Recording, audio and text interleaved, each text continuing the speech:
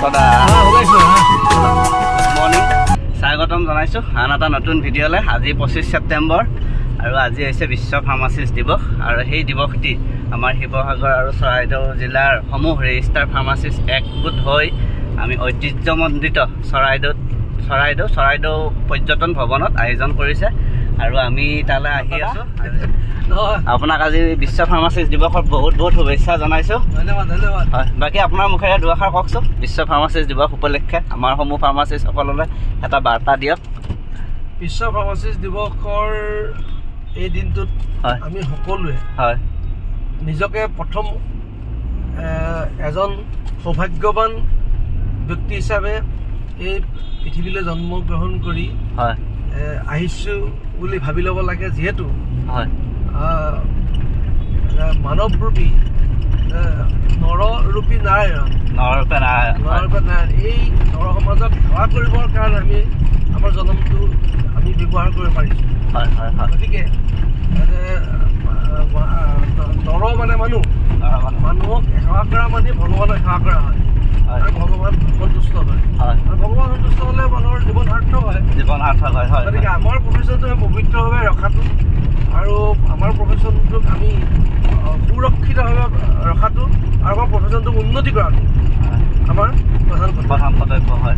আমি ভাবোঁ যে আমি আমাৰ নিজৰ যিটো কৰ্তব্য এই কৰ্তব্যখিনি আমি খুব নিষ্ঠাৰে পালন কৰি মানৱ সমাজক আমি কেনেকৈ স্বাস্থ্যৰ ক্ষেত্ৰত আমি উন্নতি কৰাৰ লগতে সুৰক্ষিত কৰিব পাৰোঁ তাৰ কাৰণে আমি গোটেই এণ্টায়াৰ মেডিকেল টীমত আমি সক্ৰিয় অংশগ্ৰহণ কৰি বিশেষকৈ ঔষধৰ ক্ষেত্ৰত আমি ঔষধৰ প্ৰয়োগ, ঔষধৰ উপকাৰিতা ঔষধৰ পৰা হোৱা বিপদ বা ঔষধৰ পৰা পাবলগীয়া আমাৰ যিখিনি প্ৰতিষেধক গুণ এইসমূহ কথা আমি ৰাইজৰ আগত যিমানখিনিলৈকে পৰা যায় সজাগতামূলকভাৱেও আমি পদক্ষেপ লৈ সজাগ কৰিব লাগে। কাৰণ প্ৰিভেনশ্যন ইজ বেটাৰ দেন কিয়ৰ। গতিকে আমি দৰৱ খাই বেমাৰ ভাল কৰাতকৈ যে বেমাৰ নোহোৱাকৈ কেনেকৈ নিজক ৰাখিব পাৰোঁ বা আমি সমাজখন ৰাখিব পাৰোঁ তাৰ যিখিনি উপায় আছে সেই উপায়খিনিৰ ওপৰতো আমাৰ ফাৰ্মাচিষ্টসকলৰ চিন্তা কৰাৰ বহুত প্ৰয়োজন আৰু তাৰ কাৰণে পদক্ষেপ গ্ৰহণ কৰাটো আমাৰ বহুত প্ৰয়োজন। গতিকে মই আজি বিশ্ব ফাৰ্মাচিষ্ট দিৱস এইখিনিকে মোৰ মনৰ কথা মানে আপোনাৰ মনত বহুত বহুত ধন্যবাদ। গতিকে আমি এতিয়া গৈ থাকোঁ। পাই গ'লোঁ চৰাইদেউ পৰ্যটন ভৱন আৰু আজি ইয়াতে আমাৰ বিশ্ব ফাৰ্মাচিষ্ট দিৱসটি উদযাপন হ'ব। বলক ভিতৰলৈ।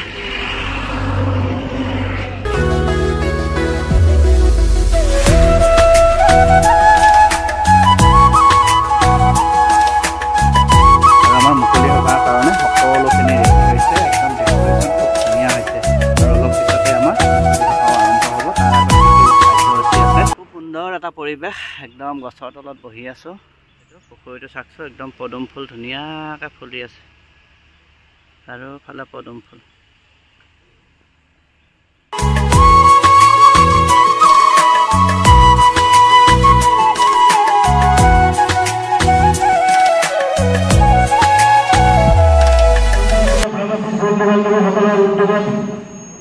আয়োজন কৰা বিশ্ব ফাৰ্মাচিষ্ট দিৱস উদযাপন 2024 ৰাতিপুৱাৰ প্ৰথম কাৰ্যসূচী আমাৰ সংগ্ৰহীয়া পৰিৱেশ টীকাকৰণ ইতিমধ্যে সমাপ্ত হৈছে। ইয়াৰ পিছত আমি পতাকা উত্তোলনৰ বাবে আগবাঢ়িম। পতাকা উত্তোলন কৰিবৰ বাবে আমাৰ মাজত উত্তোলক হিচাপে উপস্থিত আছে বিশ্ব ফাৰ্মাচিষ্ট দিৱস উদযাপন সমিতিৰ সন্মানীয় সভাপতি তথা নগৰ চাহ বাগিচাৰ কৰ্মৰত ফাৰ্মাচিষ্ট প্ৰশান্ত বৰাদেৱ। গতিকে তেখেতক পতাকা উত্তোলন স্থলীলৈ গৈ আমাৰ পতাকাখন উত্তোলন কৰিবৰ কাৰণে অনুৰোধ জনালোঁ। সহায় কৰিবৰ কাৰণে উদযাপন সমিতিৰ সম্পাদক দিলীপ কলিতা ডাঙৰীয়াক অনুৰোধ জনালোঁ। এখন ফুলাম ব্যৱসায় আমাৰ মৰম আৰু শ্ৰদ্ধা জ্ঞাপন কৰিব বিচাৰিছোঁ। সম্পাদনা জনাব উদযাপন সমিতিৰ সম্পাদক দিলীপ কলিতা ডাঙৰীয়া।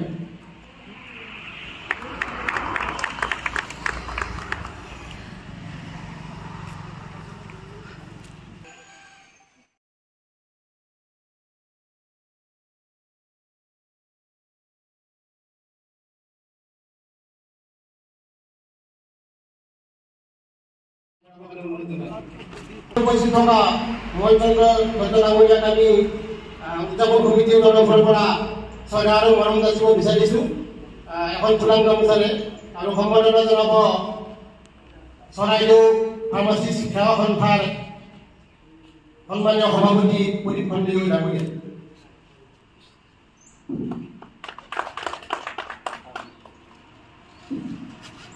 লগতে আমি আৰু এজন মন্ত্ৰী পদক যিজন পৰাগ মণ্ডলামণি আছে তেখেতকো আমি এখন ফুলাম গামোচাৰ সম্বৰ্ধনা জনাব বিচাৰিছোঁ। সম্বৰ্ধনা জনাব উৎপল বৰাই। লগতে বৃক্ষৰোপণ হিচাপে তেখেতে আমন্ত্ৰিত হৈ আছে আৰু এজন দুজনকে আমি মন্ত্ৰী পদৰ কাৰণে আগবাঢ়িবলৈ অনুৰোধ জনালোঁ।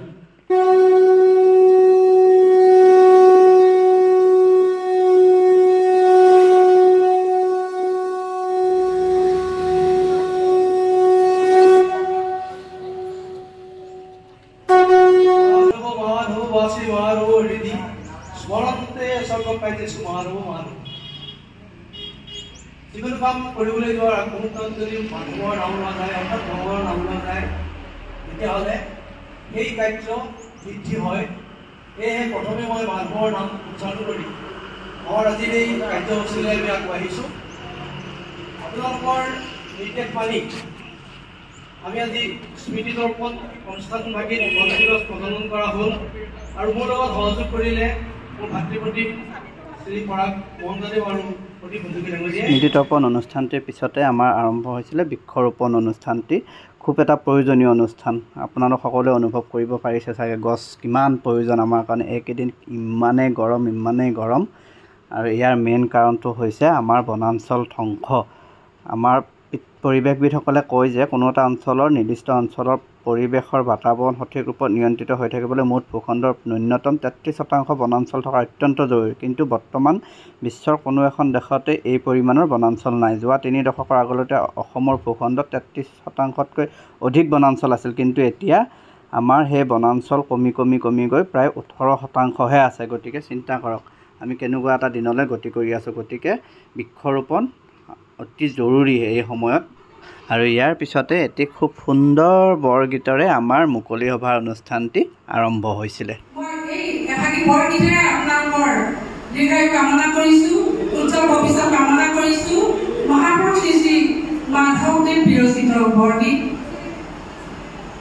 ৰাগ পেলোৱাৰ গান নিৰূপক গান